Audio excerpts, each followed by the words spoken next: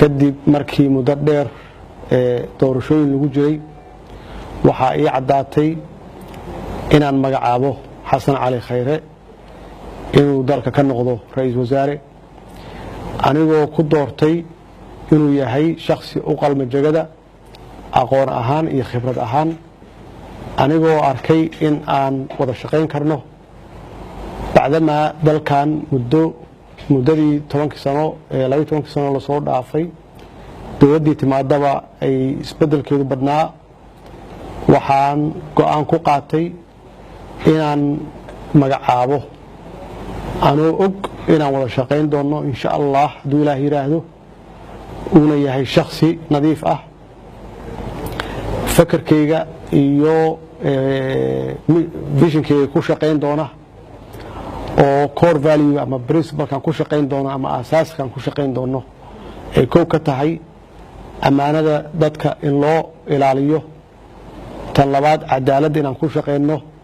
tan saddexaadna in aan dadka masaakiinta ama fuqarada aan u naxariisano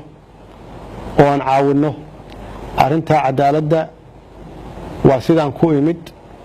in shacabka Soomaaliyeed oo xildhibaanada sharafta leh ee wakiilada ka yihiin ay si cali ah igu codeeyeen anigana waxaa ii muuqda oo aan istusay core value ah inaan ku magacaabo shakhsiga fiican shakhsigan oran karo wuxuu ula shaqayn karaa mabaadi'deeda waxaan u shaqayn karnaa shacabka Soomaaliyeed insha Allah waxaan rajaynayaa inuu hawshiisa Ilaahay u fududeeyo waxaan ka codsanayaa gudoomiyaha baarlamaanka iyo golaha shacabka waxaan ka codsanayaa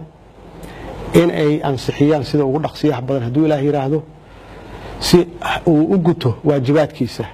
anigu waxaan haystaa muddo 30 casho inaan magacaabo maanta waa maalintii 16aad ma doonayo dalka inuu waqti dambe ka khasaaro ama ka lumo isagana waxaan ku boorinayaa marka la ansixiyo inuusan ka badan muddo 15 casho inuu ku soo dhiso xukuumad wanaagsan oo hufan